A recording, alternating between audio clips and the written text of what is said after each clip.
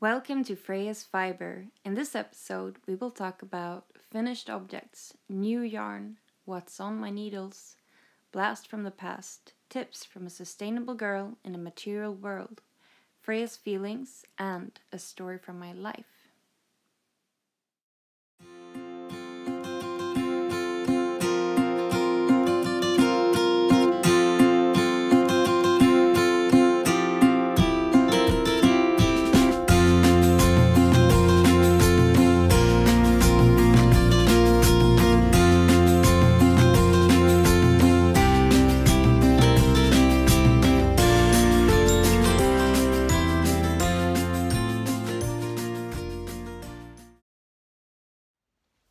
Hello and welcome to the podcast Frejas Fiber. This is Freja and I'm her mom and co-host Sigrid. We are a knitting podcast and we're very happy to see you.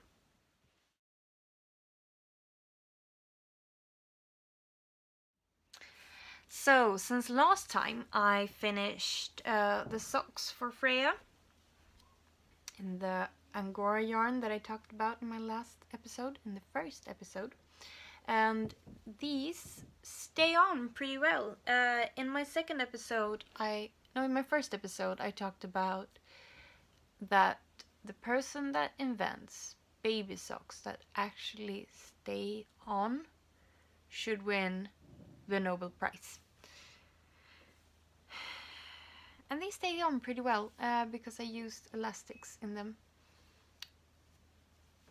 And they're really warm. I think Angora is up to 7 times warmer than wool from sheep.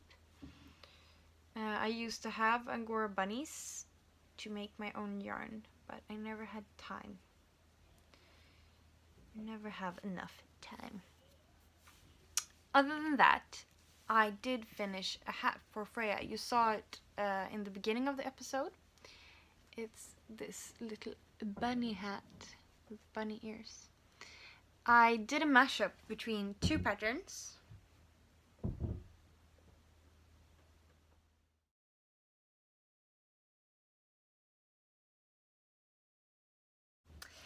And it turned out like this. It's almost hard to show when you don't have a baby to wear it.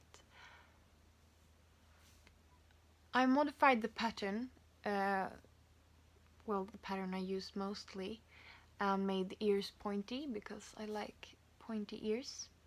Put some ribbon here, and I crocheted a flower to go on the side.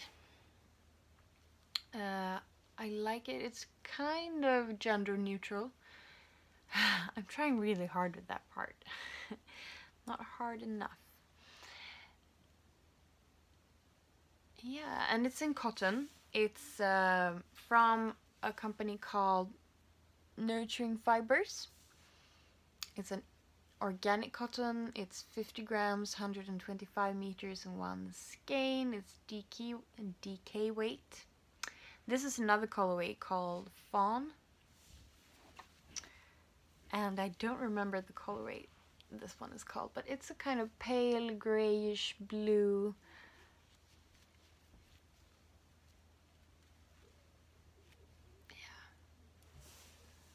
It's gonna be good in the springtime and summertime here in Sweden because it can get a little bit chilly, but not chilly enough for a hat with wool in it, I would say. So that's that.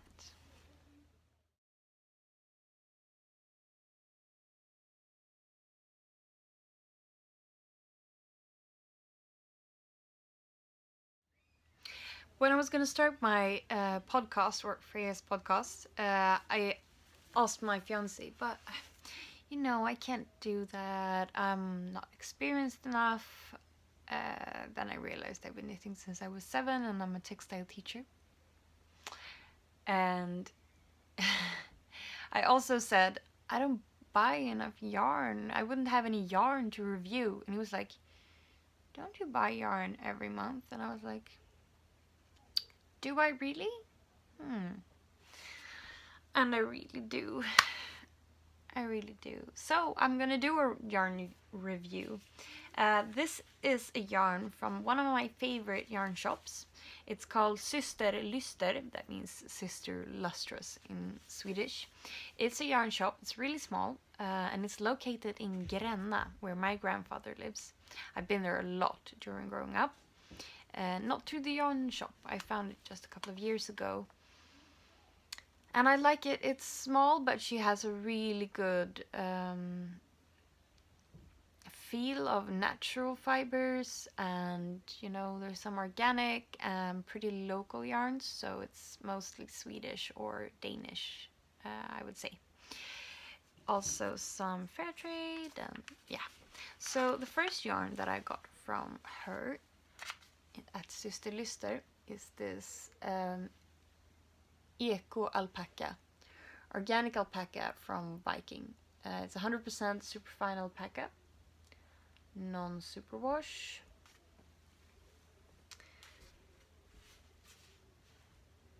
You use needle size 5 for this one.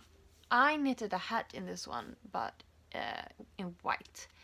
I don't know why I bought this right now. It's too warm. It's really warm, but it's super soft. It's too warm to use this now, so I'll probably knit something this winter. This was an impulse purchase. We were just going by Gränna with our car, and we just stopped to get some coffee, and I was like, can I just go inside the yarn shop? So my family was in the car. I think I brought the baby in with me, and I was like, hello again, I'm just gonna get some yarn. And I think I was in there for like 2 minutes. So one of the things I picked up was this one. It's a nice cold gray. It shows a little bit warmer, I think, on the screen, and a light gray. I got 2 of the yarns at that time, and they're from the Danish company called Galsk, and this is 100% wool from Australia. This is almost a bit rustic, so I don't know what I will use it for, but I got it in a mustard yellow. I love mustard yellow, but I barely wear it. I think I might do a shawl maybe. If you have any suggestions, please let me know. I just got 2 balls of it, but I like the color combination, and it's a tweed. As you can see, I really love tweed. Love, love, love, love, love tweed. It's 308 meters per 100 gram, and this is 50 gram and 50 gram. Don't know what I will make with it yet.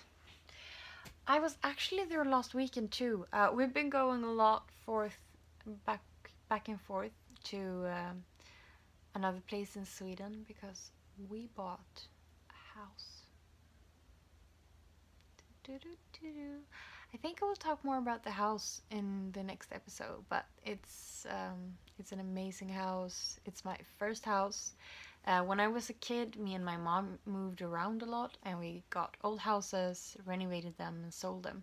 So I've lived in many, many old houses, and so I know stuff about renovation and houses, but this is my first own house. I've never owned my home. Neither has my fiance, even though he's 40. He has never bought his own house, and that's what we're doing right now. It's really cool. So in a couple of episodes we will be filming in our new house. So anyway, we were going by Gränna, where that's a little town where this yarn shop Syster Lyster is, and I picked out some raw silk yarn. I think it's from BC Yarn, or BC Garn. It's a Danish company, and I just love the smell of raw silk. My mom used to wear a lot of cardigans made with raw silk in the summers when I was a kid. Also from a Danish company called Noa Noa. They had a lot of nice bohemian clothes. I think this will be a hat for Freya, but I was also playing with the thought about making twinsies, matching cardigans. I'd like to match my clothes, and I would love to match my baby too. Is it too corny? Yes. But I don't mind. I don't mind being corny. So this is the raw silk. It's a natural white. I just got a tiny ball of it because I just wanted to try it out before I buy more. So what's next? I will show you another purchase. So when we were visiting our new house for the insurance inspection, I went by to what will be my closest yarn shop. Where I live now, in Gränna, Södertälje, that's in Stockholm's county in Sweden, we don't have any yarn shops, so I buy most of my yarn online. I really miss having a yarn store close by. I like to talk about the yarn, I like to feel it, and you know, actually seeing the color in front of me, since I'm very picky about colors. When I get the yarn home, it can be a totally different color than I thought it would be because of my screen. So this yarn shop is called Maskor och Stygn, and it's in Simrishamn, Sweden. It's translated to stitches and stitches, but it's called Maskor and Stygn in Swedish. I really like this yarn shop. She did not have the Waldorf yarn company. That's good, since I'm trying to quit to use that kind of yarn. I talked about in my last episode, the first episode, that there's a company that sells a lot of yarn that's really shitty. They steal small designers' patterns, so I call them the Waldorf yarn company. I won't give them any credit, but I will tell you where the yarn is from. But I just won't talk about the company. I just did that, didn't I? But I called them the Waldorf yarn company. That's good enough for me. But she didn't have that. She had a lot of different yarns, and she had a really smart setup with, like, here's bamboo, here's the linen and cotton, here's the wool, and she had really nice shelves that looked like this. So she had some colors there, there, and there. And she also had tiny flags, so you could see where the yarn was produced and or where it was made. I really like that. And she also had like one, what's it called? Hylla. Come on, you're an English teacher. Shelf with the nice yarn, like a bit more expensive, but really nice yarn. I got one ball of yarn from that shelf. Anyway, and I started with getting some silk and cotton from, I don't know if it's Danish or Norwegian. It's called hjertegarn, heart yarn, if you want to translate it. It's a cotton silk blend. It's 78% cotton and 22% silk. I think this will be a cardigan for Freya. I've kind of fallen into some mint green, light green for her. Don't know why. This color has never suited me, but I think it suits my baby. And I might do some stripes with this yarn. It's really soft, and I really like silk, and I really like cotton. I miss knitting with wool in the summer. I do maybe knit some things in wool during summer, but mostly bamboo or linen. It's not like high season for knitters, is it? Summer. I like the fall best. Of all the seasons, I like fall best. You can sit inside, knit, drink tea, watch a movie. It's not too hot outside. The perfect weather for me is when I can wear like long trousers or pants and cardigan and like a sweater and just go outside like that. Maybe a scarf and no jacket and not sweating. That's perfect for me. What kind of weather do you like? I'm interested. What do knitters mostly prefer, winter and fall maybe? Anyway, I got another yarn. It's called Baby Smiles by Regia. This is a tiny skein, you guys. Or ball of yarn, I don't know. This is a ball of yarn, isn't it? It's 70% new wool and 20% polymid. I only use unnatural fibers if it's for socks, and this is for baby socks. I thought it was so cute. The colors are a bit too warm for my taste, but they're for Freya's feet, and she always loses her socks, so I think that's fine. It's gonna be interesting to see what the color will look like. I didn't see any examples of it. It's got some white and some purple, maybe some dusty rose pink. Yeah. And then from the candy shelf. I have been looking at this yarn online, but I've never seen it live. This is by Louisa Harding Yarns. It's called Pittura, and it's a superwash. I've actually decided not to use superwash unless it's for my feet. So I think this will be socks. It's superwash fine merino with bamboo. Please give me advice. Can you have a superwash with bamboo and merino as socks, or will they break? Or does the bamboo work like acrylic yarns or acrylic threads that you mix into the yarn? Will this be able to become socks? I've never tried with bamboo before. Anyway, it's got such a nice shine to it. It's too many colors for my taste, but look at that. The colorway is called Klimt, and that's a really amazing artist that I like. I will insert some information about him here. Gustav Klimt.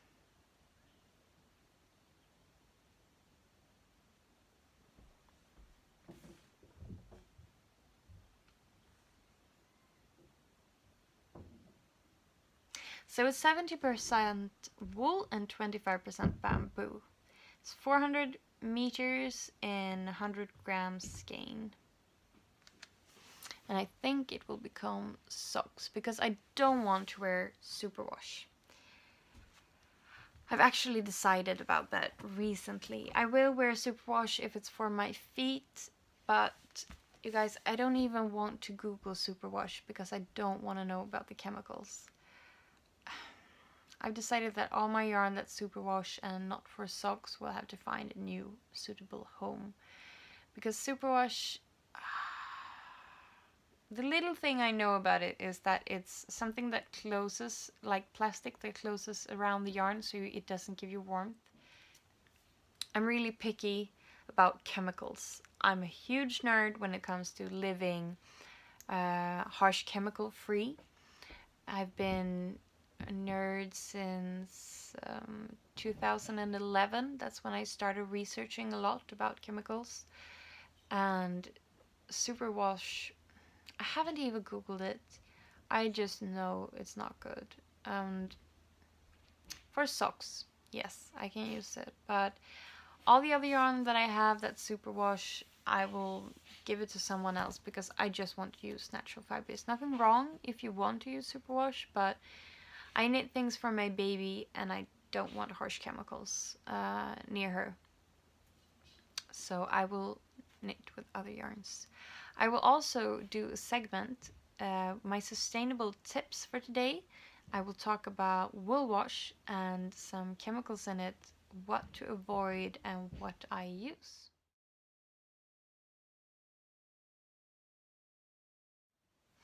I have a really short knitting in progress, or works in progress. I'm just making a shawl for me right now,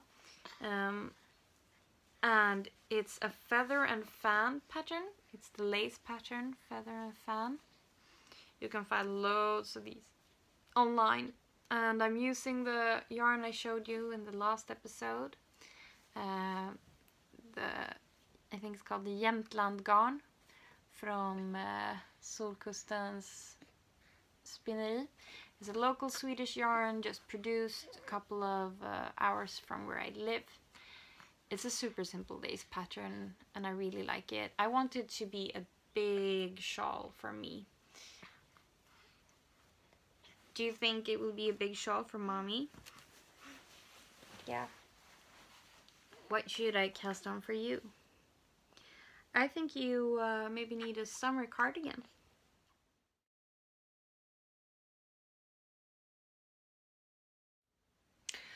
So I've talked a lot about superwash and that I don't like harsh chemicals, and that's not just with the yarn that I'm knitting. Like I said, I've been a nerd since 2011 about harsh chemicals, and I've really gotten good at reading the INCI list.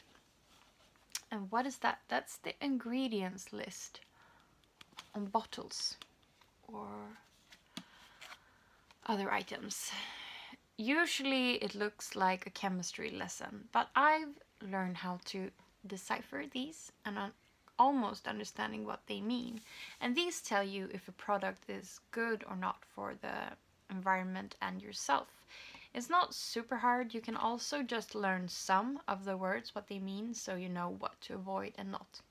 And one thing I always avoid is SLS. That's a sodium lauryl sulfate or sodium laureth sulfate.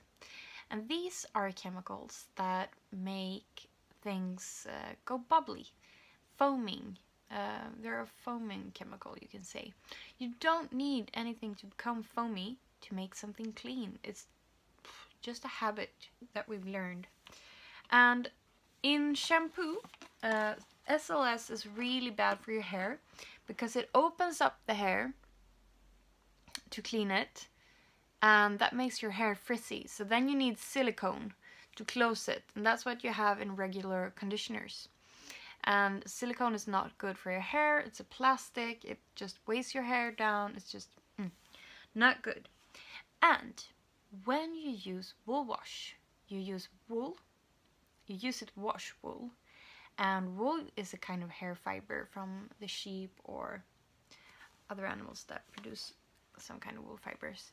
And a normal one, this is organic actually. It's from the Swedish company Coop and their special organic brand called Änglamark. Änglamark.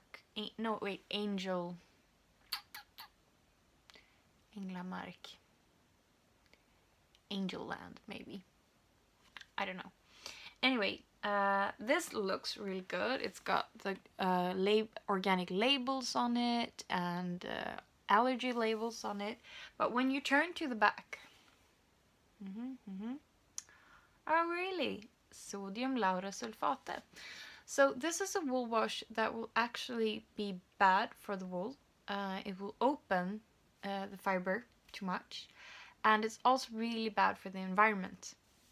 It's also bad for your health because when you use something that has a lot of chemicals in it, it actually goes into your skin. I don't know if in your country that you have maybe painkillers on like a jelly tube. So you can put them on your skin and your muscles will go numb. When you use body lotion, when you use soap or shampoo, you put this on your skin and it will go into your body, into your blood. And actually that stays in your body almost forever. And so when you're old and you've been using normal chemical products, you're just a walking harsh chemical keeper. And this has been really important to me because I've always known that I want kids. And when you get pregnant as a womb wearer, I'm not gonna say woman, it actually follows into the child when they are created in your womb. So this is bad for the wool for your hair if it's shampoo or wool wash. It's bad for your body, and it's also bad for the environment because it's really hard to get rid of these chemicals, so we let them out into the ocean. In Sweden, we release over 10 tons of chemicals every day into the sea. So we're just 9 million people, or maybe 10 million people now in this country. How many millions live in your country, and how much chemicals do you release? I don't know. And I don't want to be a part of it. So I buy a different kind of wool wash. I use this. It's called Sonnet. It's a German organic company. And it doesn't have SLS in it. And that's really important to me. So I always flip and read on the back. I also eat vegan food, so I'm used to flipping and reading on the back. And it doesn't take a lot more time. You just get really used to it. Flip it. SLS. Nope, not gonna buy it. But this does not have SLS in it. It's just natural things in this one. So this is what I use as a wool wash when I block or wash my wool garments. So just flip the carton or bottle, read on the back. Does it say SLS or sodium lauryl sulfate? I really don't recommend you to buy it. Get something that's sodium lauryl sulfate free.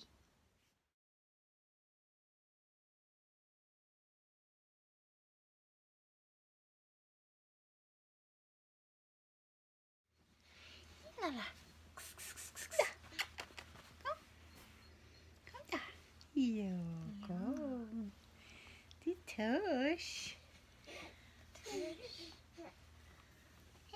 Hej.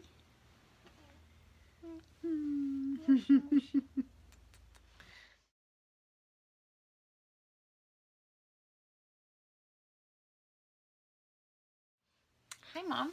Hi, Sigrid. What are you wearing? I am wearing a beautiful sweater. Nope. Cardigan. Yes. Yes. Not wearing a sweater. Tried. In Sweden it's the same word. No, tröja and kofta. Kofta. But kofta is like this. With buttons. It can be without. This is a kofta. And this too. Yeah. But if it's not any buttons, it's a Tröja. Tröja. Yes. And a sweater Yes. in English. Yes. And who made you this cardigan? You did, darling. I did. And who bought the yarn? I did. Yes, she did. She bought the yarn so I could knit her a sweater. Smart. Yes, very clever for both of us. It was a win-win situation. Absolutely. We have a very happy baby next to us. Yeah. Do you want to join? So we got the yarn from the yarn shop that we talked about earlier in Gränna, where great grandpa lives. And it's called Syster Lyster, like I said. And Lyster means, I think it's called shiny and lustrous. And that's something you can say about this yarn. I don't know if you can see it, but it's got a lot of shine to it. And it's also a bit fluffy. So I think it's mohair and silk. I do not have the yarn tag anymore. So I don't know exactly, but it was not in my budget zone, but it was in your budget zone. Thank you for that. Yes. And when did you get it? I got it at Christmas, last Christmas. No, not last, I think it was 2 years ago. 2 years ago. Yeah. Yes, and the pattern... And I was very happy. was a kind of a surprise. I don't think you knew what pattern I would go for. No, I totally rely on you. Yes. Yeah. And it's a pattern from a book by Birgitta Forslund, and it's called Älskade kofta. And that means beloved cardigan in Swedish. Yeah. And I think it's called the midsummer kofta, the midsummer cardigan. It's got some wedges in the side, so it gives a nice feminine silhouette. We had to Google wedges. Yeah. Kilar, it's called in Swedish. Yeah. So it's got a bit of a swing to it. Feminine touch. Yes. Yes. You like it. And the buttons. Tell me about them buttons. Then buttons are like mother pearl, Yes. like this. Thanks. And then there is a goldish touch around Yes, them. not real gold. No, unfortunately not. Not Well, in my budget anyway. Not in your budget right now, No. but like when Whenever. whenever that budget is. Yeah. When you Okay. will be famous and support us economically. Yeah. Yeah. Or And you. me. Yeah. Or me. Yes. A teacher. I don't see. Well, you're young. I'm young. Yeah. That's true. And tired. Small children mothers are usually. Small children mothers. Yeah. No. Baby mothers. Baby mothers. Mothers of babies. I would Yes. say. Yes. Well, can we say anything more about this cardigan? What do you like about it? Well, I like it because it's so soft. It's soft. Yeah, I like it when it's soft. Mom likes soft stuff Yes. too. And also when it's natural fibers. I Mom likes never natural use fibers. anything else. No, I No. think you're the one that taught me about that. Yeah. Just using So- natural fibers. And it's even if it's warm when it's cold, it's also cool when it's warm. Yeah, I think it's because of the silk. Yeah. Because silk has a tendency to adjust to your body temperature. Exactly. That's why I like natural fiber. Yes, they do them good stuff. Yeah.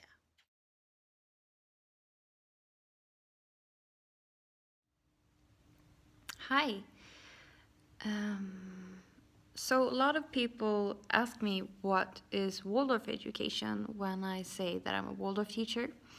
In some countries it's called Steiner education because it was founded by a guy called Rudolf Steiner in like the 1920s, I think. It's a special type of school where you focus a lot on imagination, playing, learning by doing. There's so much to say about Waldorf education, but I would say that it's the best explanation that I've heard is that you learn with your heart, with your mind, and with your hand. So you do things to learn them. You think about them and you feel them. And one of the goals of Waldorf education is to create individuals, that means children that are free, that are morally responsible, and that integrate well in the world and are responsible human beings, I would say.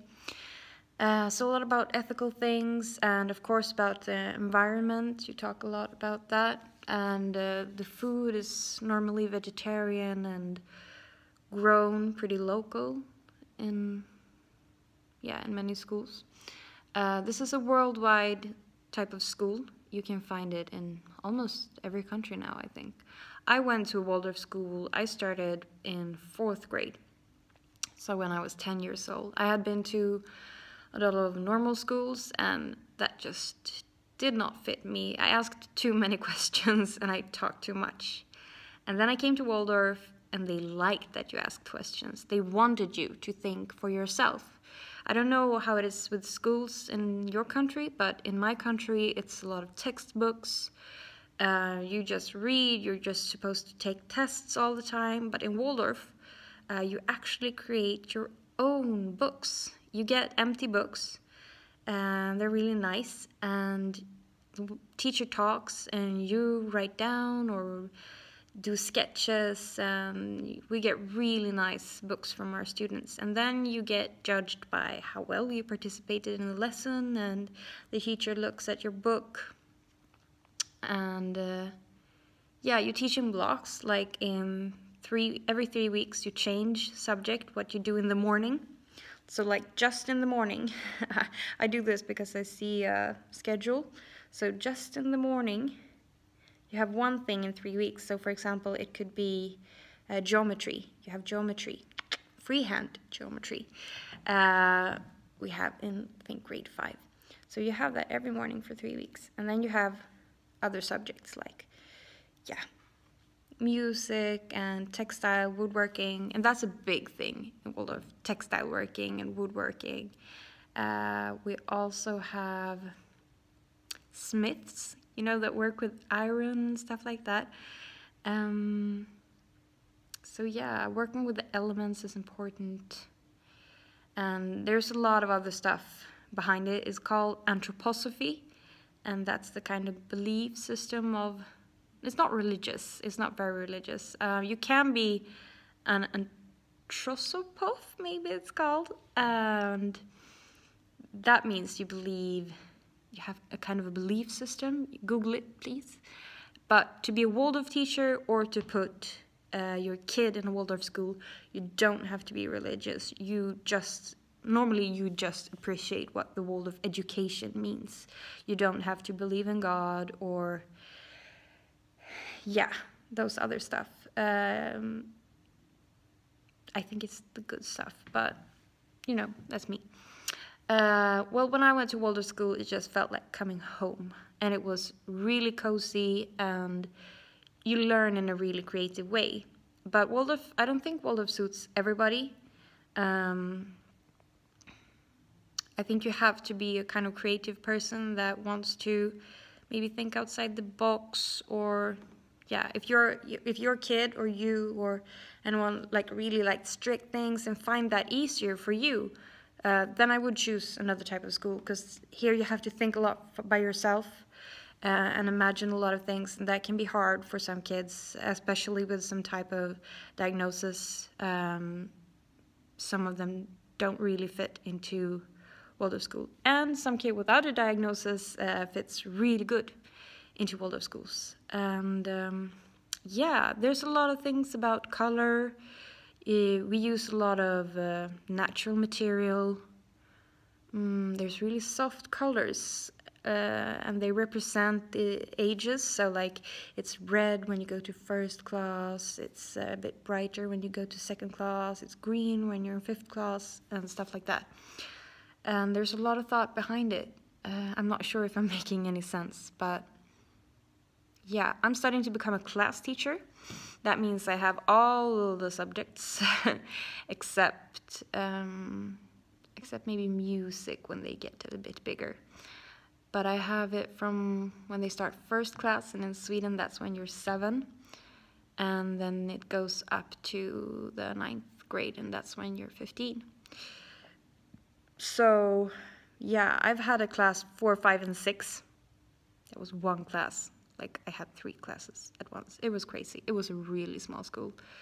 And yeah, I've been to pretty much every class. But I think that's what I can say. There's a lot of things to say, but I thought I might show you a typical Waldorf classroom. Right now, I'm at the Waldorf Teacher University, where I go to study every 3rd month. I go and almost live here 1 week, and now I'm bringing the baby. Freja is here. And this is a classroom here in the Waldorf Teacher University, but it looks like a normal Waldorf classroom. And yeah, it's really nice, so I'm gonna show you. I would say these are all like organic colors. They're made very naturally. They don't have any harmful substances in them.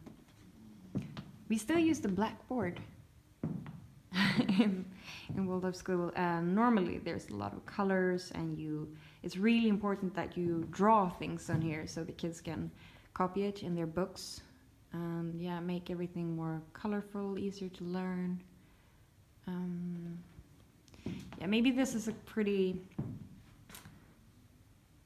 not so personal classroom. Like a Waldorf classroom has usually a lot of plants and maybe some stones and yeah, you know, bookshelves. So this is a pretty strict classroom. And yeah, we use a lot of colors. We use, you know, chalk on the chalkboard. And sometimes this is how the benches look like. Do you say benches? And sometimes they're arranged. In class 1, I think you sit a lot on the floor. You don't really use benches. And you're also outside a lot. You go into the forest. When I was in my school, I went out to the forest. We were one day in the forest every Wednesday from class 1 to up to 6th grade, I think. Yeah, normally it doesn't have a stroller and a bag and a cover on the tables. So yeah. It's not a very good light in here because it's nighttime. When it's daytime, we're studying a lot. We study from like 8 in the morning to 6:30 in the evening.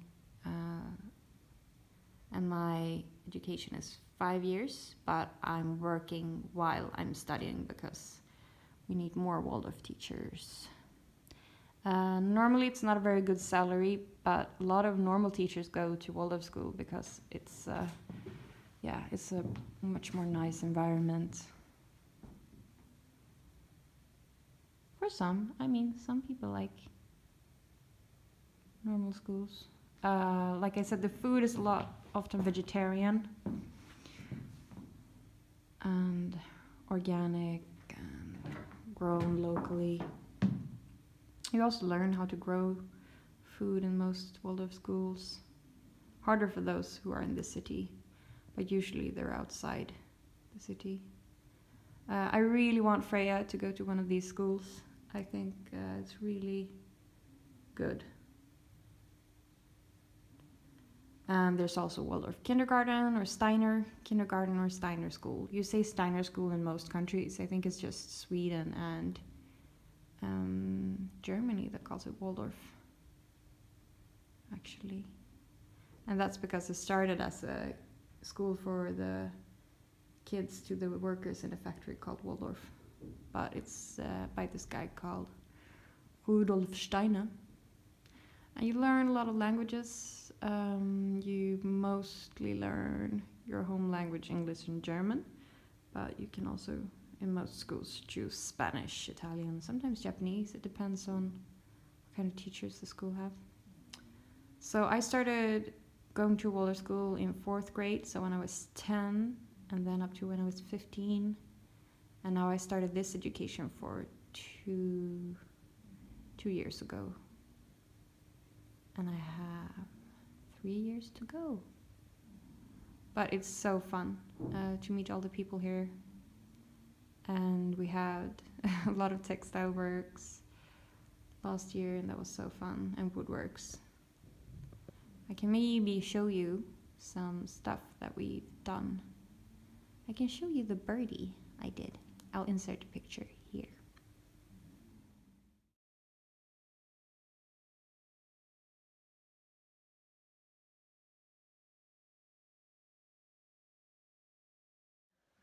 On my Instagram stories, I put up the question, should the story of my life section today be about when I met the Swedish Queen and insulted her, or when I almost got crushed by an elephant? The Swedish Queen won. I was 8 years old, and we were living in Borgholm on Öland. That's a Swedish island. It's next to Gotland, if you've been there. And we lived in Borgholm, and during the summer, the royal family also lives in Borgholm. They have a summer palace there called Soliden.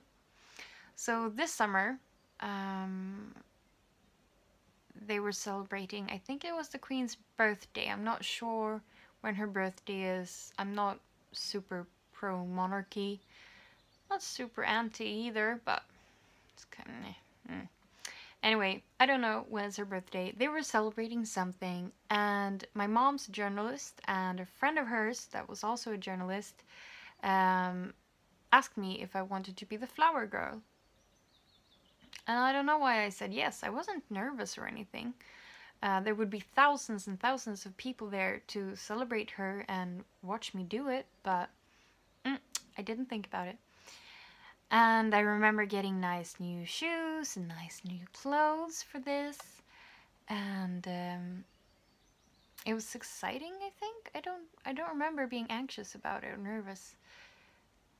But anyway, the day arrived, and when I come to the palace, it's on the outside, or like in the front of the palace. It's a beautiful white palace, and there's a lot of people standing over here, like thousands and thousands of people.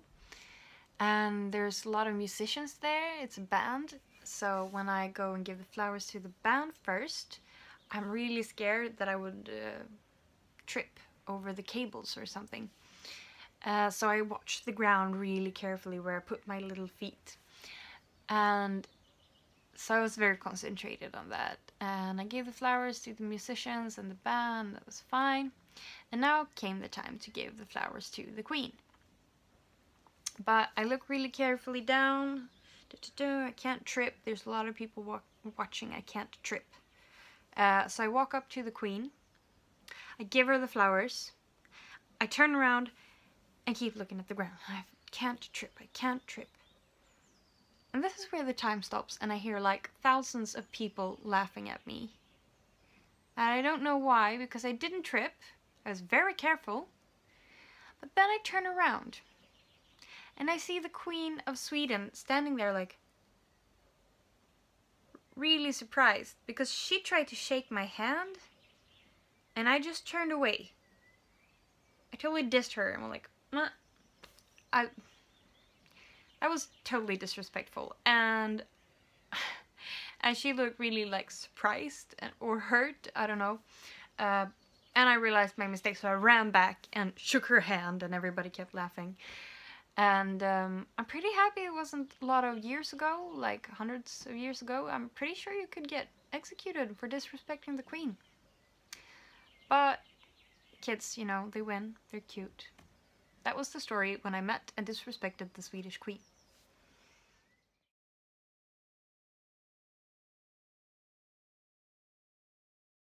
In the jungle, the mighty jungle, the lions sleep tonight.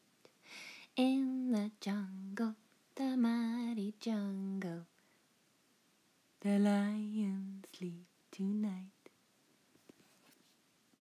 So thank you for watching our second episode. Don't forget to join our Instagram family where we're called @Sigrid Josefin.